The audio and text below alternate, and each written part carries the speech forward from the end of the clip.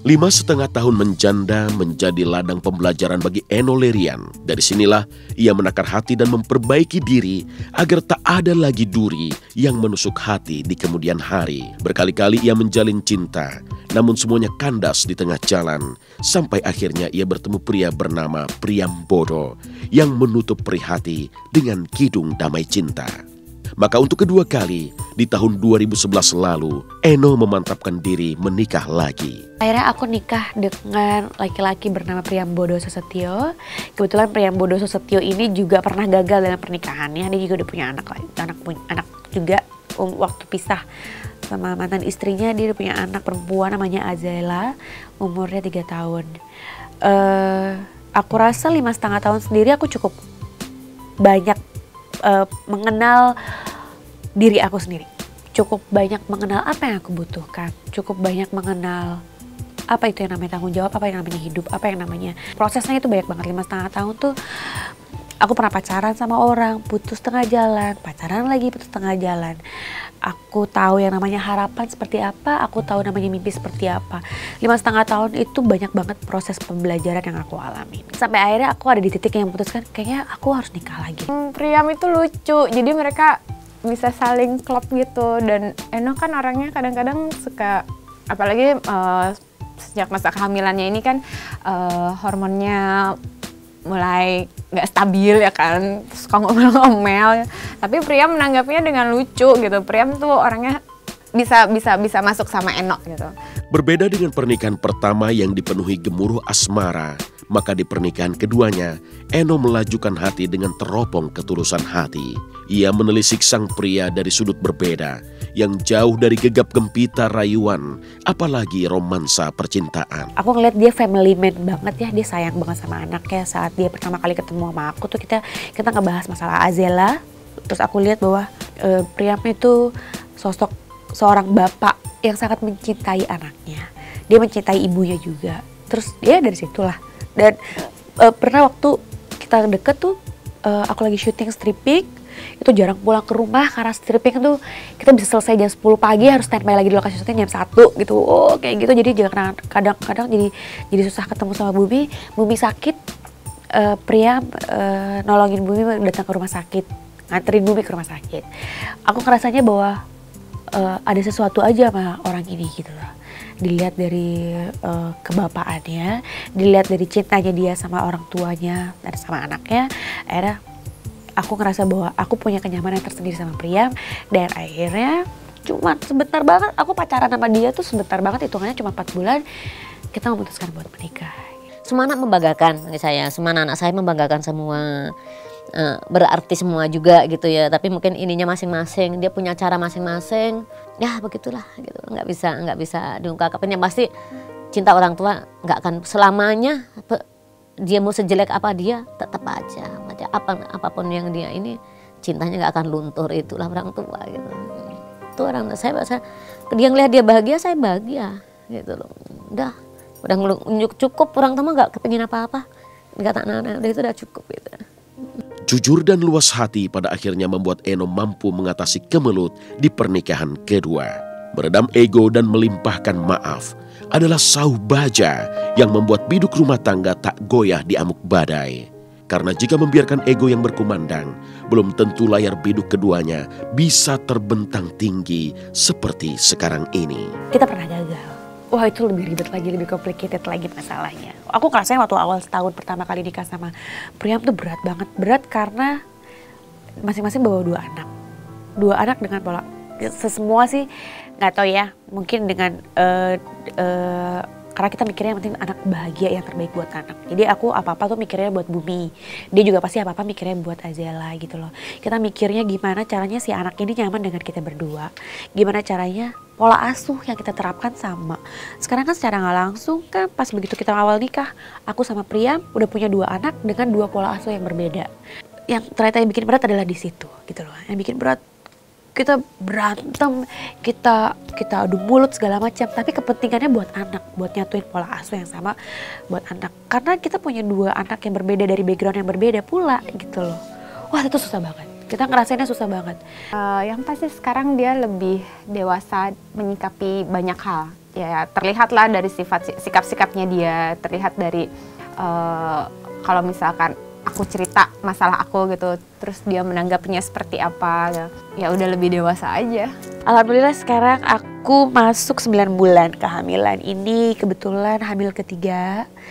Karena hamil kedua sempat mengalami keguguran, dan hamil ketiga tapi anak kedua, kalau buat kami anak ketiga. Biarlah segala jerit derita di masa lalu menghilang di pintu belakang kehidupan. Karena Eno memilih melangkah ke depan, menyongsong pintu harapan baru yang berisi jutaan asa yang masih belum ia rengkuh. Dan segala pendamai jiwa itu adalah ibu. Dialah yang membuat Eno tenang dan kuat melawan derita. Aku cuma pengen bilang sama mama, mungkin aku gak akan jadi seperti sekarang kalau misalnya gak punya mama seperti mama. Gak jadi orang yang yang ingin sekali membahagiakan keluarganya kalau nggak gara-gara mama. Karena gara-gara mama, aku pengen banget lihat anak-anak aku bahagia. Aku pengen banget lihat suami aku juga bahagia. Kalau nggak gara-gara mama, mungkin aku nggak akan tahu kodrat aku sebagai seorang perempuan. Jadi aku benar-benar bersyukur banget punya mama seperti mama. Dan aku cuma pengen bilang, I love you mama. Aku tahu rasa sayangku tiap hari udah tak ucapin. Dengan sikap saya udah itulah rasa sayang saya. Nggak pernah ke dia ngasih sikap yang gimana, enggak gitu. Dengan saya dekat dengan dia, dengan cucu-cucu saya, itu rasa cinta saya udah nggak ada yang nggak bisa.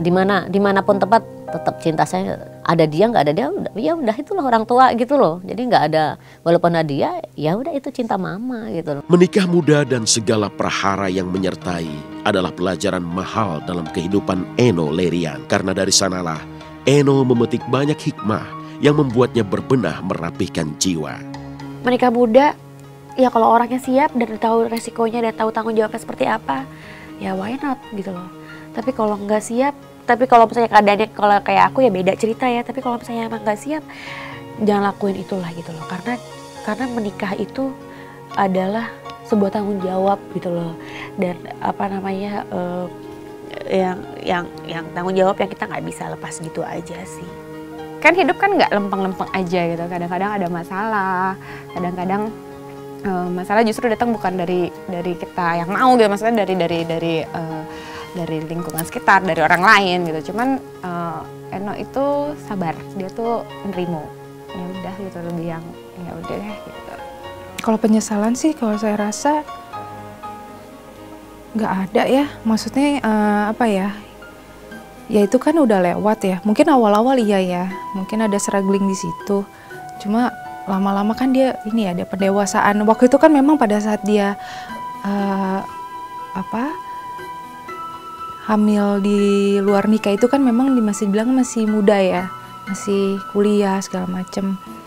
Nah setelah sekarang ini dia setelah dapat bumi segala macem kan dia udah pendewasaan lah gitu. Jadi udah bisa menyingkapi keadaannya dia tuh kayak apa, udah bisa gitu.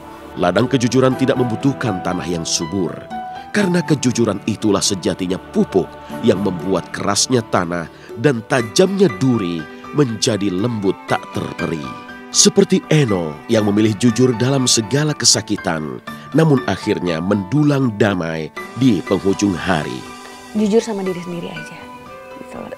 Lebih senang, aku belajar banyak dari kejujuran gitu loh, bahwa apapun itu kita nggak perlu hidup dalam kepura-puraan, apapun itu kita tidak perlu memaksakan sebuah kehendak gitu loh. Karena saat kita jujur dengan diri sendiri, segala sesuatu jadi lancar, segala sesuatunya jadi kayak dimudahkan gitu. Karena basicnya adalah kita jujur sama diri sendiri.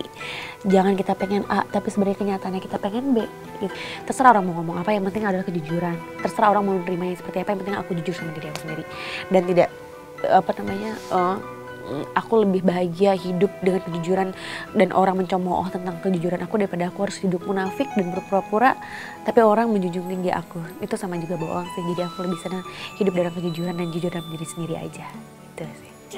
Istilahnya jadi orang tua tunggal buat bumi, ya sekarang kan dia ada partner, ada pasangan, ada suami, ya kan, yang bisa nemenin dia, hidupin dia. Jadi nggak hanya dia yang kerja banting tulang buat kebutuhannya mereka berdua, tapi sekarang udah ada suami kan yang bisa bantu. Secercah sinar terang kini datang membayang. mengusir bayang-bayang gelap yang bertahun-tahun memayungi langit jiwa. Maka begitulah cerita Eno Lerian, sang perempuan yang menyulam kepedihan dengan benang kejujuran. Aku sayang Bunda.